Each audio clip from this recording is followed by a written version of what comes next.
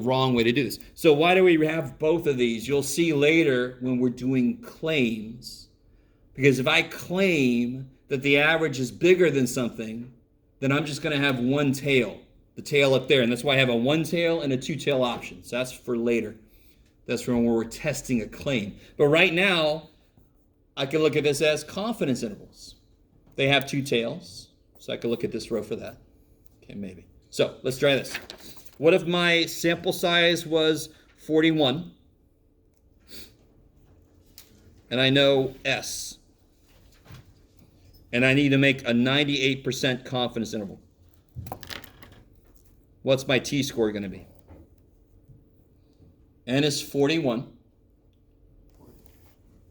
I want a 98% confidence interval. So this tells you what column am I looking at? Which column? Yeah, the second column over, right? 0.02. 98% has 2% outside.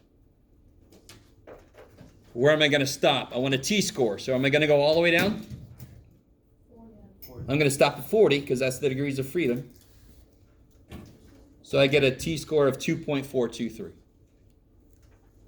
So you would just put that number in place where z normally goes. Do you guys understand? On that level, the work doesn't change. You're just looking at a different chart. When do I use this chart? Here's the other great thing. Some of you guys don't really believe me, I think, but when you write these on your formula sheet, they are notes. When am I allowed to use z? Well, it's got to be normal, but also when I know the population standard deviation. When do I have to use t? Well, it's got to be normal, but I don't know sigma. I only know s. So why were t-scores invented? To cover our ass from when we don't know sigma, when we only know s. That's why they were invented, and you can see it in the formulas. So people are always like, when the shit do I use t? When do I use t? Formula tells you when you only know s. You got to use t. That's why back in section A1, they kept telling us, we know the population standard deviation. We know, it's known. It is known that the standard, okay. They had to because we didn't know what the flip t-scores were yet. I almost said 5. Okay. So, let's try this out.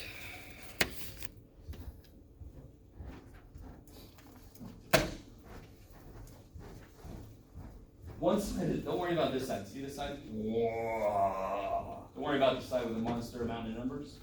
Look at the other side for now.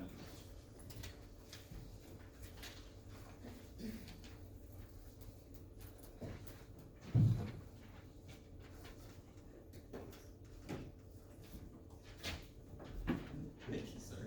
You got it? All right. About in front of you. Yeah.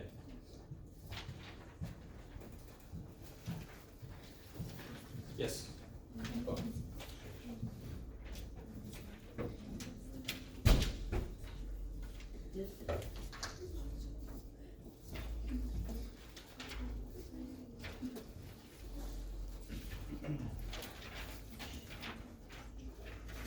Okay.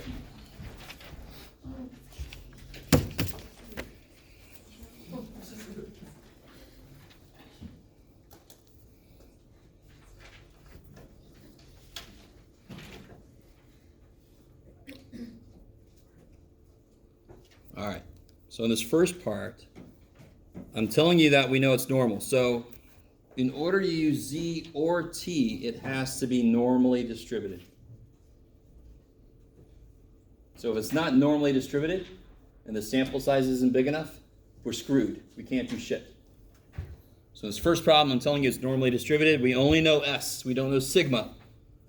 So in part A, what's the degrees of freedom for that? 5. Yeah, 1 less than 6. 6 minus 1, 5. And I want to be 99% confident. Don't say anything out loud. Take a minute and see if you can find that on the chart.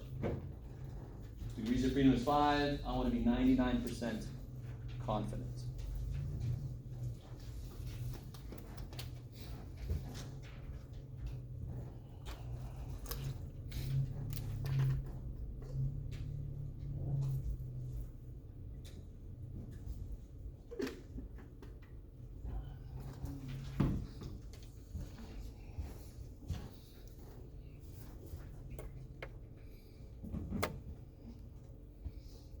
All right, what do you guys get? Yeah, so only 99% confident, which means 1% outside. Stop at 5, 4.032.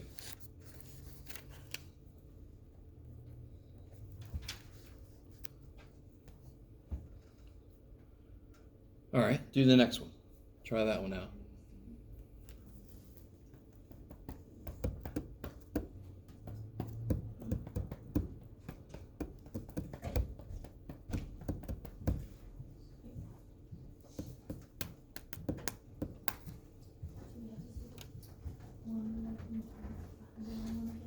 So yes.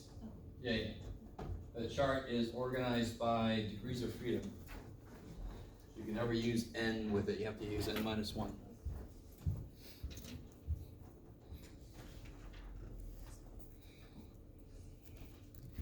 So let's see, 90% confidence. So which column am I looking at? 1, 2, 3, 4, 5. The fourth one, right? 90% means 10% outside. You guys cool with that? Even if you say 5% in one tail, you're still looking at this column, right? All right. I like how some of you guys have this skeptical look on your face, and then you shake your head. Yeah. Okay. Then I'm going to stop at 100, and I get good old 1660. So 1.660. So again, just to remind you guys, if I went all the way to the bottom of the chart, what is it that I'm getting? True. Thank you for that. I'm trying. Exercising. But yeah, you get a z-score if you go all the way to the bottom. If I stop, t-score. If I go all the way to the bottom, z-score. This one is a little interesting. I don't know if you guys have tried this one out yet. What's the degrees of freedom? 92. Our chart is not that specific. So what do? Well, anytime there's something I'm not sure about, I have to punish myself. I don't mean you have to beat yourself with something. You just have to go even further down. So it doesn't have 92, does it? So I just go to 90. Make my t-score a little bigger. Which column am I looking at, though, for 98% confidence? Second one. And then I go down to 90, because I don't have 92, and I get 2.368. Isn't that going smaller? No, as I move up, isn't the t-score getting bigger? Yeah, cool. 2.368. Now, if your degrees of freedom was like 98, and you use the one for 100, I'm not going to take points off, but officially you should use the next one down, like up on the chart. You guys with me? Up and down are weird, blah, blah, blah. Maybe. Okay. All right. Number 2 is just kind of to remind you that we're not suddenly leaving z-scores behind. We are adding a new option. Remind me, when do I use t-scores? When we only know S, and it's normal, right? So can you look through those A, B, C, D? Is there any of those that I can't do? In Stats 1, I can't do shit. Which one? There is one that I can't do anything about. Which one? C. Why is A okay? Look, N is only 22. Yeah, it says it's normal. So here, this one says it's not normal, N isn't big enough. I don't care that I know sigma, I can't do shit. So what does Z and T require before you can do either one of them? Normal. So on part C, I can't say it's normal.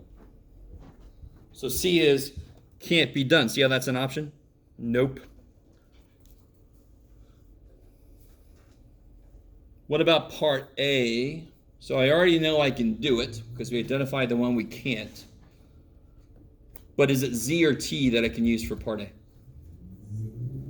Why can't I use Z? Because I know sigma. Yeah, so it's going to be a z-score I use. Can you figure out which z-score? I'm going to use the t-score chart to look it up, right? I don't have to, but why not? It's the easiest chart to use now for that. 90% would be which one of these? 0.10. And then I just go all the way to the bottom. And you get something that should look familiar, 1.645. So don't freak out later this semester when I use the T-score chart to look up Z-scores, because they live on the T-score chart at the very bottom. The T-score chart kicks so much ass. You just don't quite know it yet, maybe. What about part B? Is it okay? It says population not normal.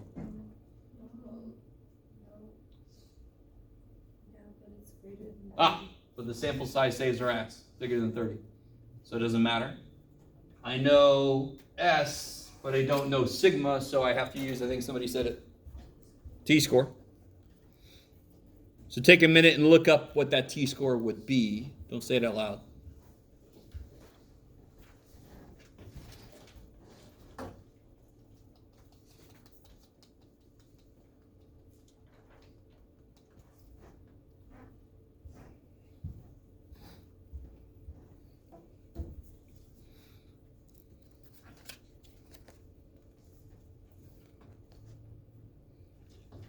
Uh-oh, I'm giving it away. Don't look. What do you guys get? 2.429, yep. Degrees of freedom of 38. You got to look in the second column over for 98%. 2.429. And we haven't done this yet, but I would just put 2.429 in the spot where a Z-score normally goes. The actual work doesn't change. I'm just using a different chart.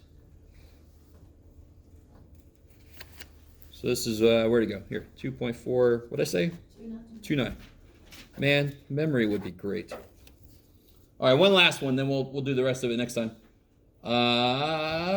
This one is doubly good, right? It's good all over the damn place. It was already normal, and the sample size is there for me. T or Z, though? T, because I only know S. Degrees of freedom are 60. 99% confident. So it's going to be the first column. Stop at 60.